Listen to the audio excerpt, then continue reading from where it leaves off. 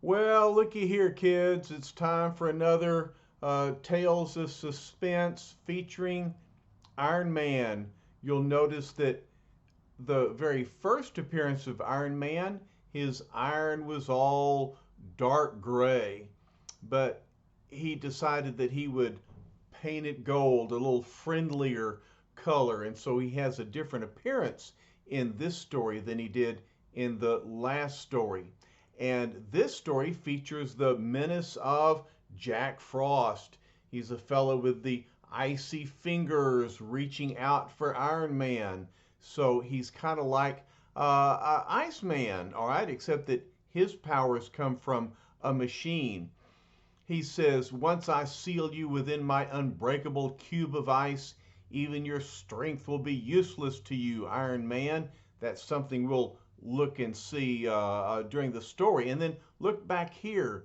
Uh, in this issue, we're going to be introduced to Pepper Potts and Happy Hogan. They are destined to become two of your favorite supporting characters, and it's true. They'll be great support to Tony Stark and Iron Man, and we'll enjoy reading about them. All right, well let's go, and here's just another kind of a preview of what's coming. Jack Frost says, "Well, Iron Man, I didn't expect to see you here in Stark's office, but it's a pleasant surprise. I have a score to settle with you, too." And there's poor Happy Hogan stuck in ice already.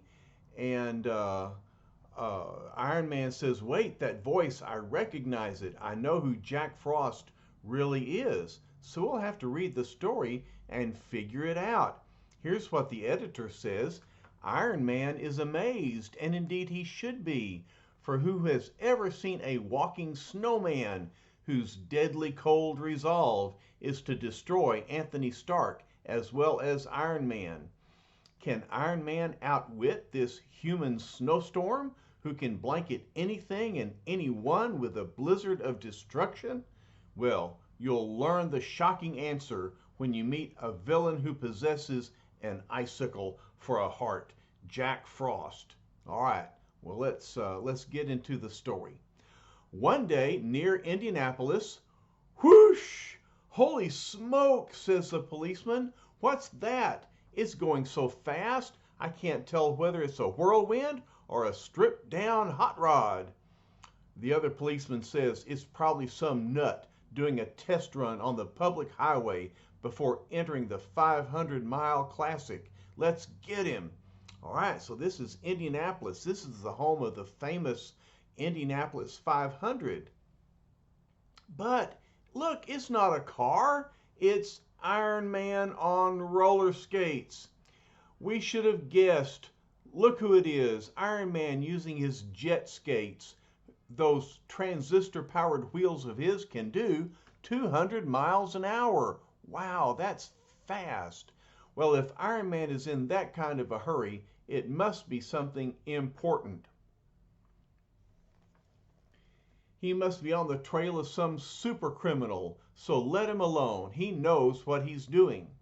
It's just as well. We'd never be able to catch him anyway. You know, I'm sure glad that guy is on our side." And so there he goes, zooming down the highway. Kind of looks like fun, doesn't it? Don't you wish you had jet-powered roller skates? Says Iron Man. "Those officers stopped chasing me. They probably think I am en route to some emergency. Well, I am, in a way.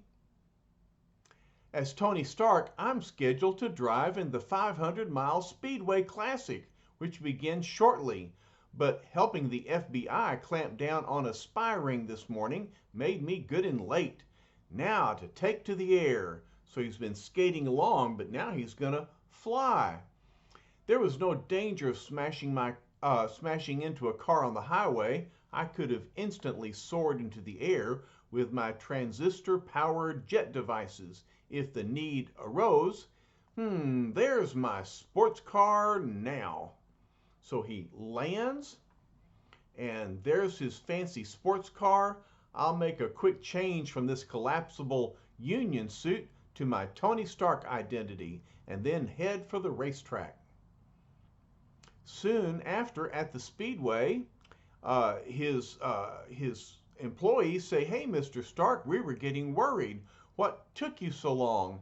Nothing that would interest you boys. How's the Stark Special? Purring like a Persian cat, boss. With this new engine, you ought to pass them other crates like they was standing still. The point is, how do you feel about the long grind ahead? I'll put it this way, Mike. Iron Man couldn't be in better shape." Well, it's because he is Iron Man. So he's in his car. He's going to be riding 500 miles for this race. 500 miles is further than it is from your house to Papa's house. So that's a really long trip, isn't it? But instead of going through the states, he's just going to be going round and round. Minutes later, the famed race begins. And he's in number 13, fancy red sports car. He says, if I keep up this pace, I'll not only win every lap, but set a new track record. And the engine goes, "Row." Suddenly, as Stark enters a turn, "Oh, I feel a terrible squeezing pain in my chest. It must be my heart. Oh no, car's running great, but not his heart. In my anxiety to get to the track, I forgot to recharge my metal chest plate. Now there isn't enough electrical energy to keep my heart pumping." And the radio announcer says, "Something wrong with the Stark Special. Stark seems to be writhing in agony." The announcer says, "Stark's losing control of the car. It's skidding up the embankment." Wham! Crash! And it flies up in the air. What's going to happen to Tony Stark? The car crashes. Stark's a goner. He's pinned inside the car. And Tony says, "The wheel's bent, crushed against my body. If I were Iron Man, I'd be out of here in a second. But now, Iron Man could smash out of this car as if it were made of tissue paper, but I haven't the strength even to move my hands. Look, now it's catching on fire. Bystanders say, 'Don't go near the wreck. It's a fire. It'll blow up any moment.' But here comes a bystander who says, 'There's someone inside. Can't just leave him there. Maybe I can pull him out.' 'No,' says Tony, 'go back. You can't help me. I'm pinned by the wheel.' 'Big deal,' says the new guy. 'Now you're unpinned.' Snap! And so he uses his own human strength to bend the wheel back so that Tony can be released. But when the flames hit the gas tank, 'Look, bub,' says the fella, 'I'm scared enough without any help from you. So clam up and let's get out of here, huh?' Too bad no bookie was around. He would have given me 10 to 1. I'd be strumming a harp by now."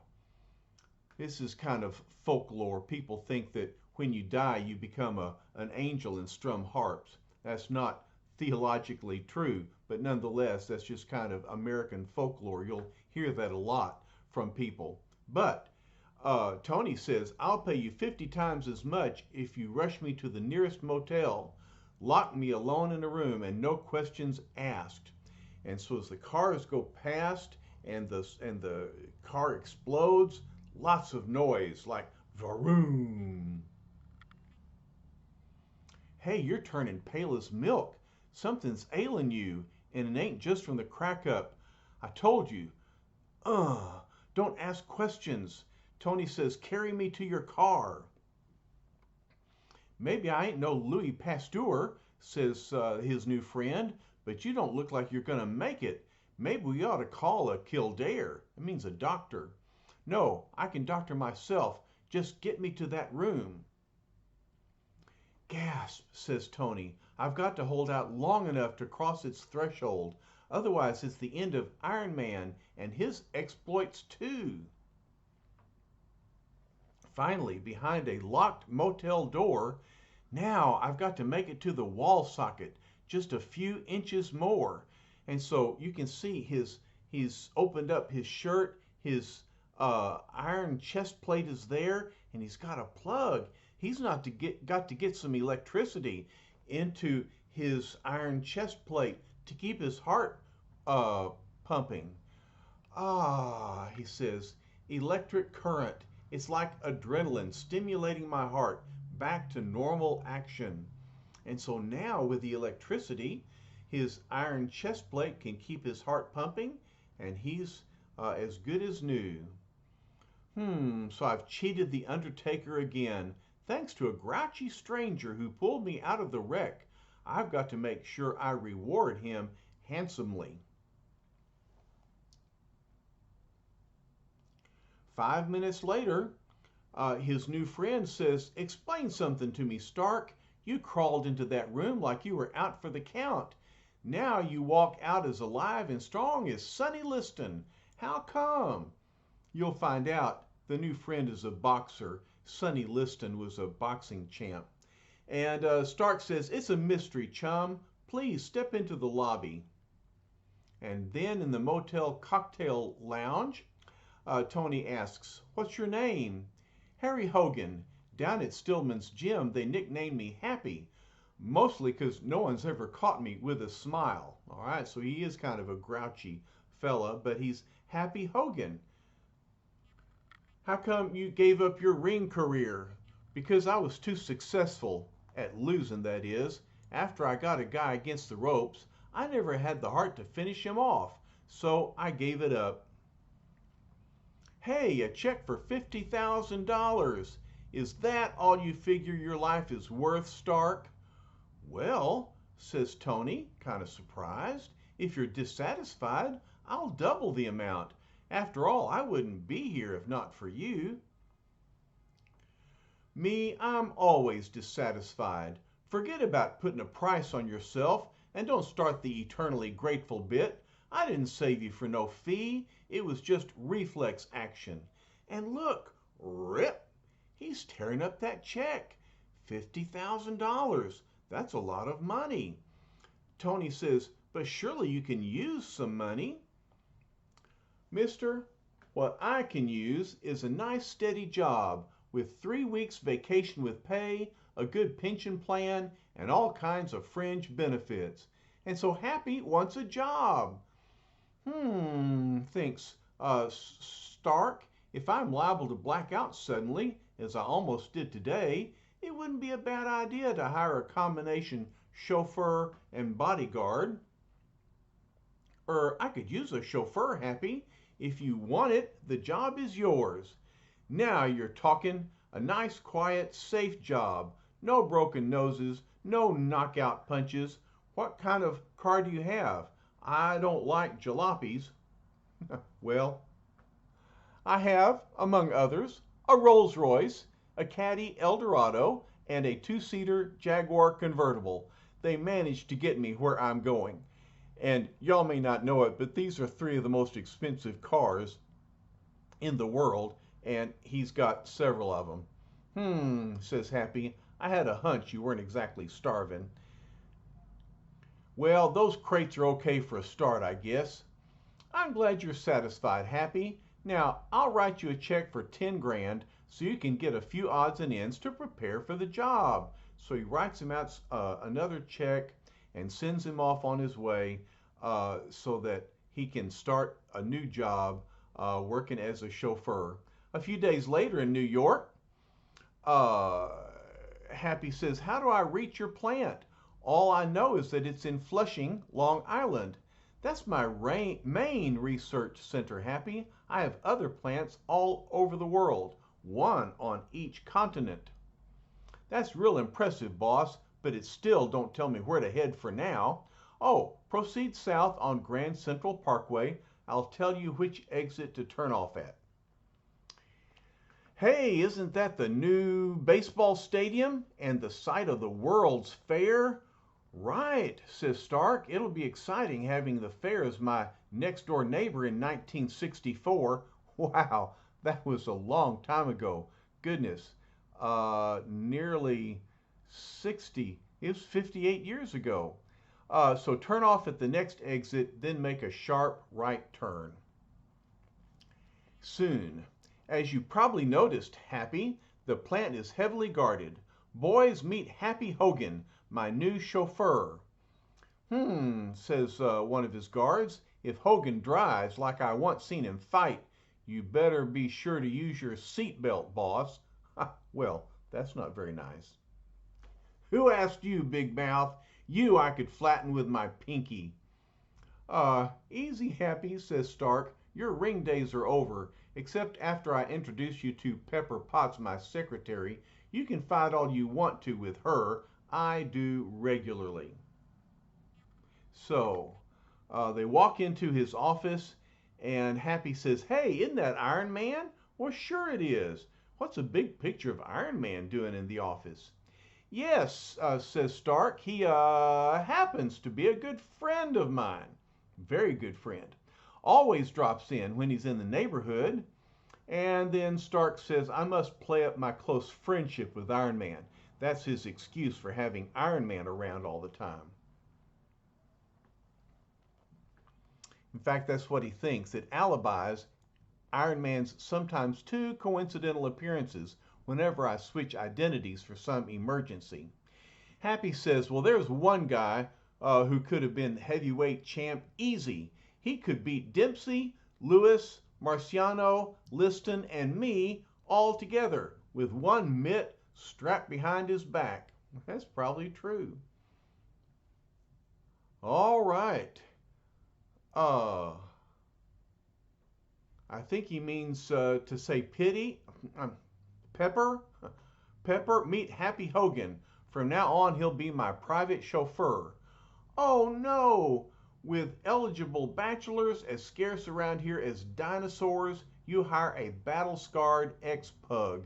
It couldn't be a Rock Hudson. No, he has to look like Bela Lugosi. So Pepper is not very funny, is she?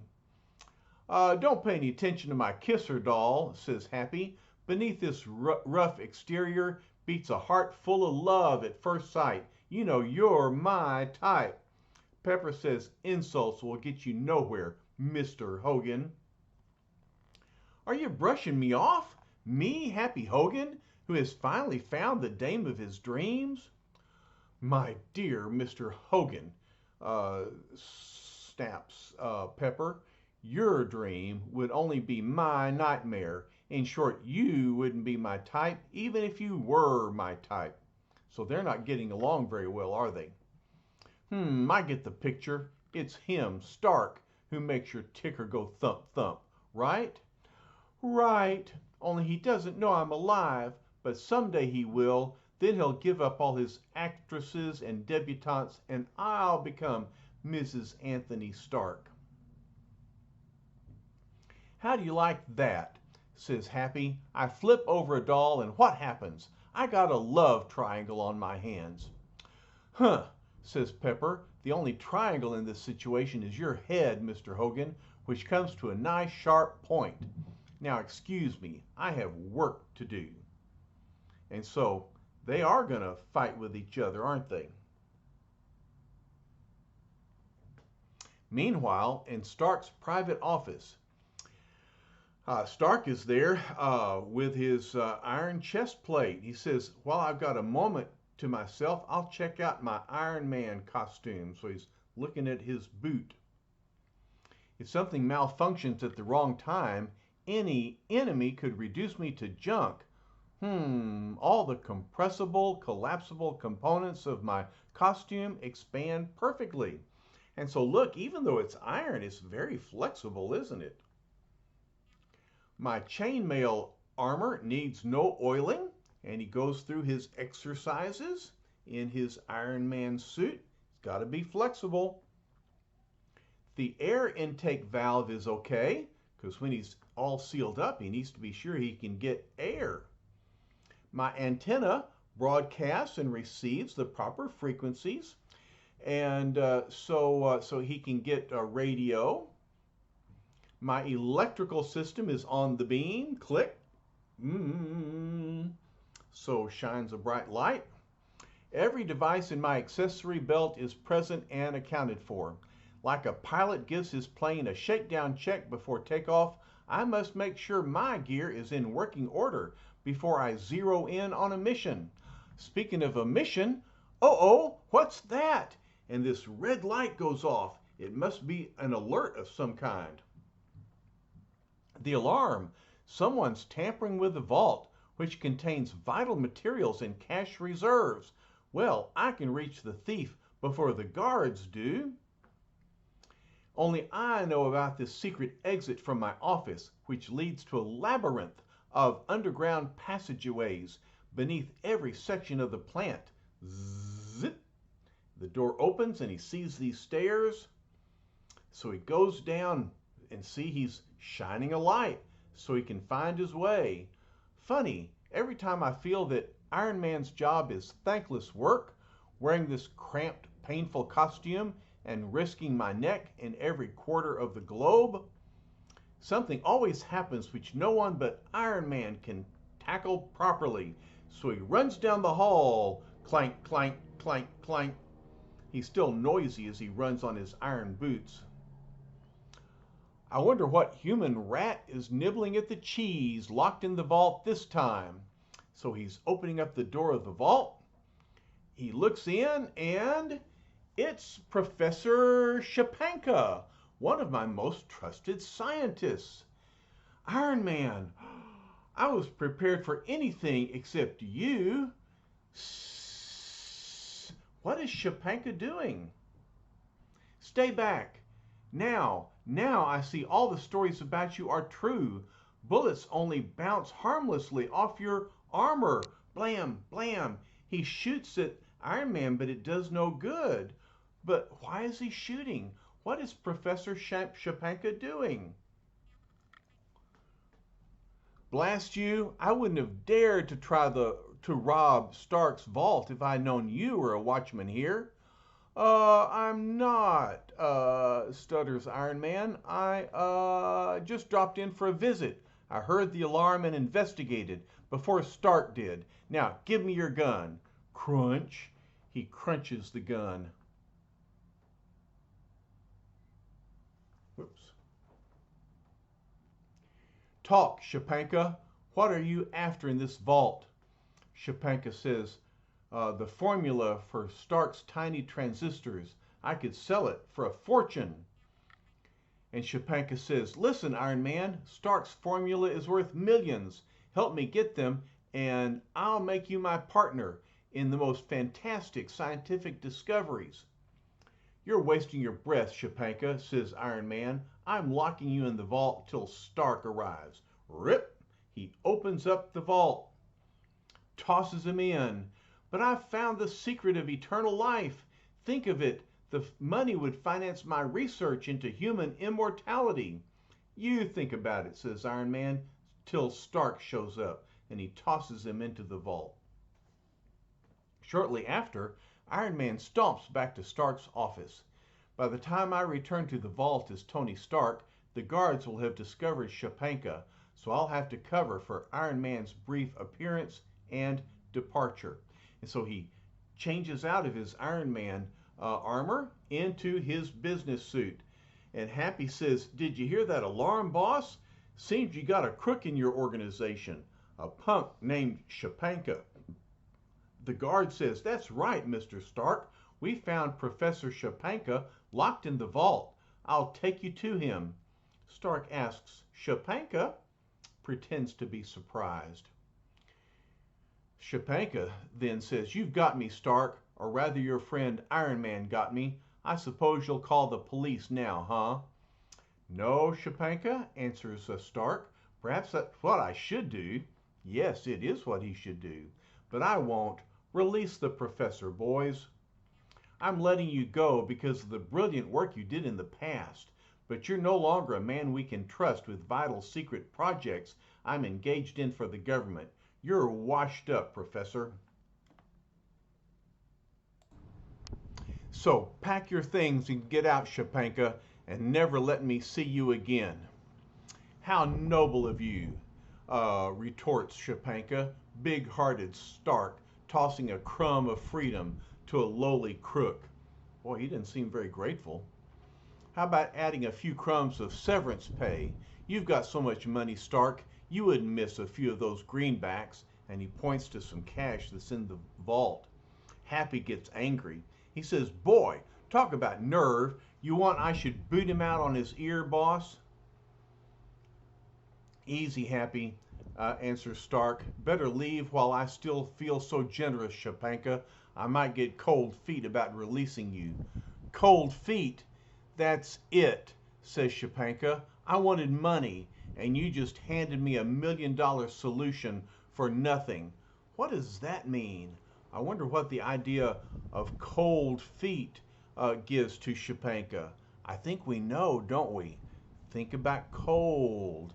Think about the villain we're about to see. All right? Let's keep reading and see what happens. Thank you, Stark, says Shapanka.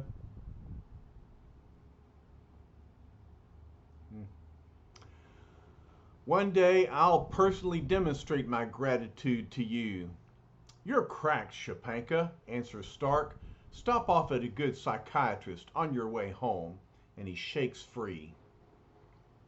Cold feet. Ha ha! Cold feet. The whole world will someday remember what you said as I achieve eternal life. The guard says, something tells me you're nutty as him for letting him go. I agree. Bad mistake. You may be right, Happy. His mad raving about immortality makes me uneasy. Makes me a little uneasy too.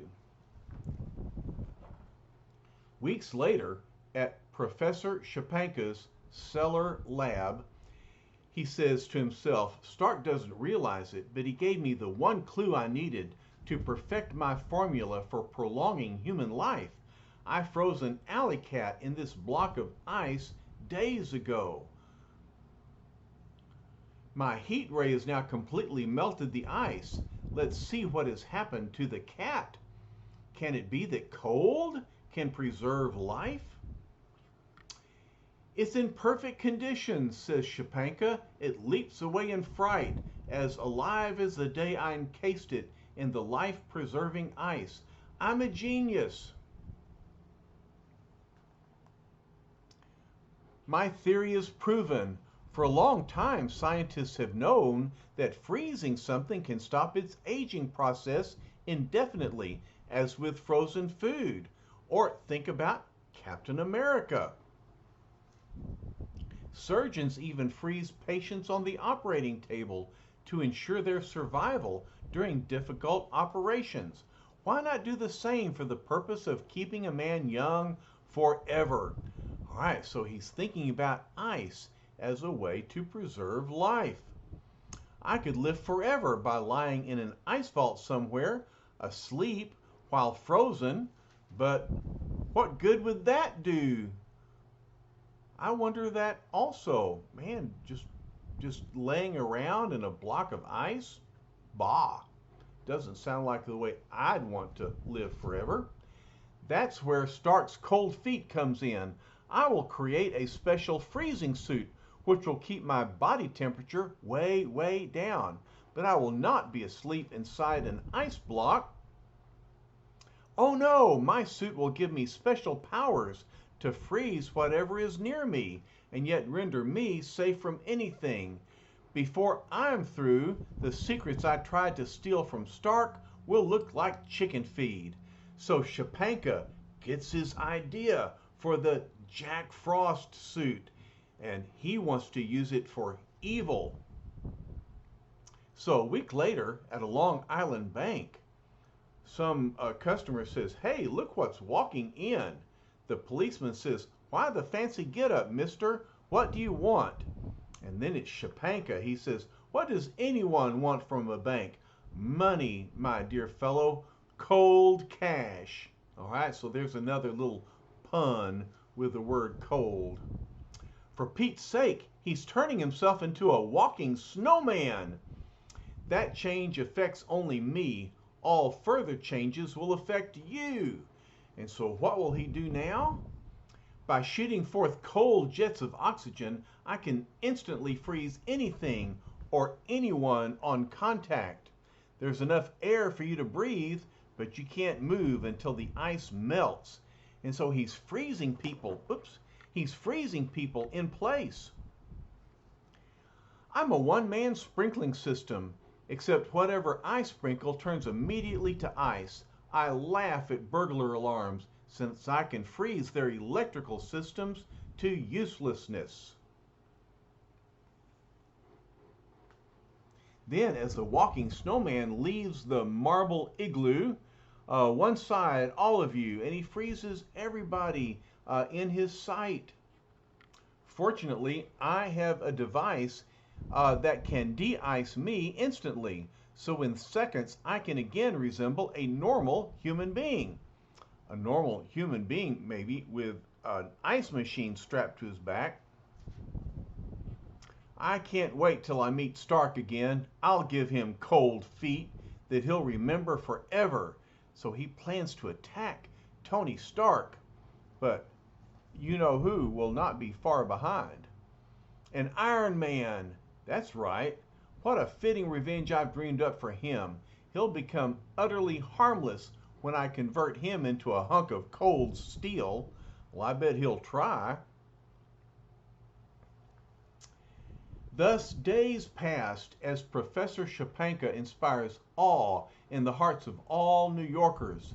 The policeman says, "This is amazing. We can't stop him. Our bullets turn into snowflakes." "Ha ha," laughs Shapanka. "Meanwhile, I can escape with my stolen loot. But just to make sure I'm not pursued, I'll put that police car into a deep freeze." And this reporter says, "Gosh, it's lucky I happened to pass with my camera. This will make a terrific front page picture for my newspaper." So he snaps a picture of Shapanka.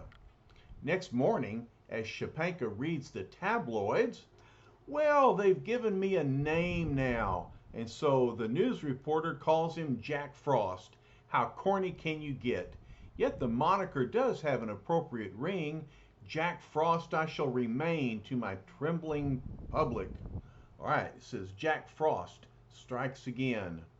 Now Jack Frost will pay off Anthony Stark for firing Professor Shapanka.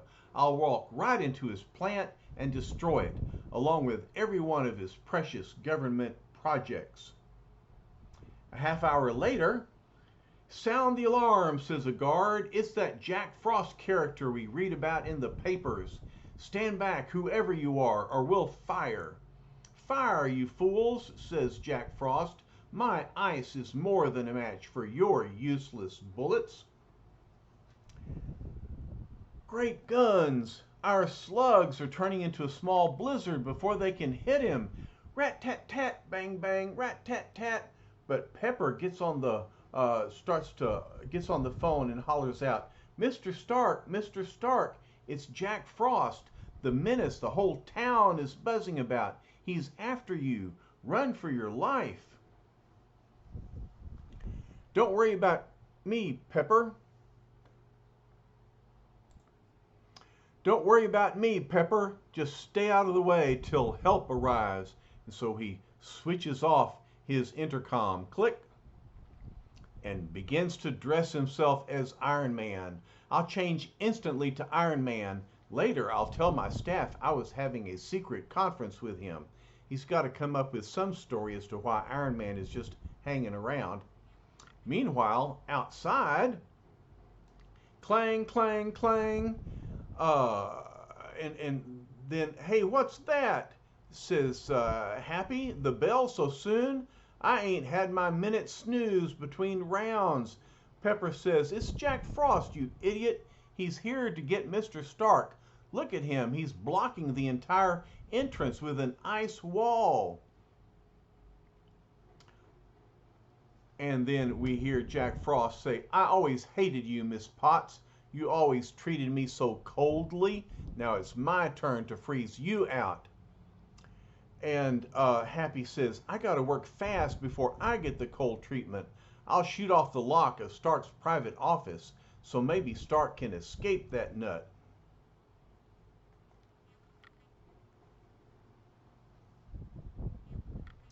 Rat tat tat tat. He shoots off a gun.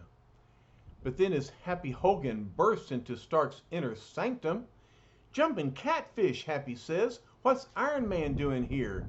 Hey, where's my ever-loving boss?" Tony Stark had just turned around. He thinks, "Phew, that was close. I turned my back just in time." So Happy can't see that Tony Stark is Iron Man. Suddenly, Shapanka comes up behind Happy, says, "Out of my way, fool. Not that being knocked cold should be any novelty to you." Ugh! And so Jack Frost encases Happy in a block of ice.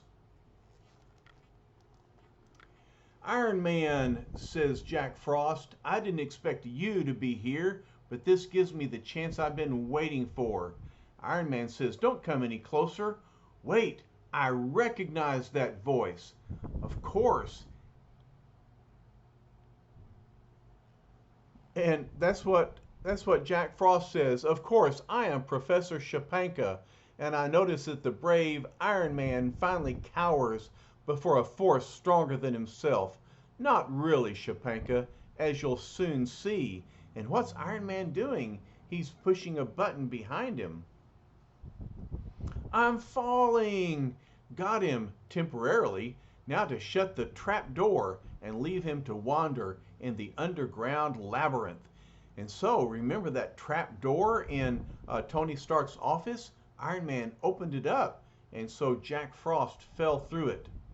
But as the sliding floor starts to roll back, Shapanka says, "A neat trick, Iron Man, but it won't work. I'm freezing the motor that makes that door slide back and forth. And now it's stuck, and in a moment I'll have climbed back into the room with you." Iron Man sees the icy fingers of Jack Frost gripping the open trap door. "Well, it won't be hard for Iron Man to make you lose your grip." Smack. "Fool, I've got as many fingers or hands as I care to create with my ice-making mechanism." And so his ice begins to reach out to grab Iron Man, who thinks he's right. "Already I'm beginning to feel an icy numbness spread through my body, right even through my iron uniform. There's only one chance in a million for me to defeat him, as long as he doesn't know I'm also Tony Stark. First, I'll turn on my searchlight beam, full power." Shapanka says, "And now, Iron Man, by hooking it up with certain miniaturized generators, I can turn my light beam into a heat ray. That'll stall you until I've fashioned the only weapon that can completely defeat you." So it begins to melt Jack Frost. A miniature furnace. Luckily, I had the right component parts in my accessory belt. So he puts together this furnace and he says, "All right, Jack Frost, we've danced to your tune, and now it's time to pay the fiddler. Here, this will warm you up." "Turn it off!" "Turn it off!" "I can't move. I feel as though I'm in the middle of a blast furnace. Oh no, my ice is melting." Iron Man says, "I must get Happy and anybody else Jack Frost has frozen out of the office." I should be grateful to Jack Frost. For one thing, I never heard Pepper or Happy so quiet before. Ha ha ha. And the policeman says, "Look, it's Iron Man. Jack Frost has met his Waterloo." Presently, a scorched figure staggers out. "No more, no more, please. I give up." And Iron Man says, "Grab him, boys, while I adjust the automatic sprinkler system." "Boys," says the guard, "Mr. Stark will sure be grateful to Iron Man for this. Say, where is the boss anyway?" People start looking around for Tony Stark, who's there, but they can't see him. Presently, as a de-iced Professor Shapanka is turned over to the police, Iron Man says, "I'll go get Stark for you. I know where he is. You men wait here. Okay, wait here while Iron Man goes to get Tony Stark. Meantime, Happy Hogan is thinking, for this I gave up a peaceful career in the ring? Should have had my head examined. But I can't quit now. Looks like Stark needs a heap of protecting, and Iron Man may not always be here. And so Happy Hogan is going to be an extra bodyguard for Tony Stark. Not that Tony Stark needs any help, right? But you never know. We're going to see as the stories continue that Happy Hogan and Pepper Potts play a big role in Tony Stark's life and Iron Man's as well. All right, the editor closes and says they say that ignorance is bliss, so Happy Hogan should be the most blissful guy in town. All right, more of the same next issue. Don't miss it. Well, we won't miss it. Let's see what it is. All right, more powerful than Iron Man. How can the golden superhero ever defeat the Crimson Dynamo? So it's another iron armored villain to fight against our iron armored hero. That should be a good fight. All right, you want to be sure to stick around and wait for it because it's coming soon. All right, y'all. Hope y'all are enjoying our Iron Man stories. Love you. Bye-bye for now.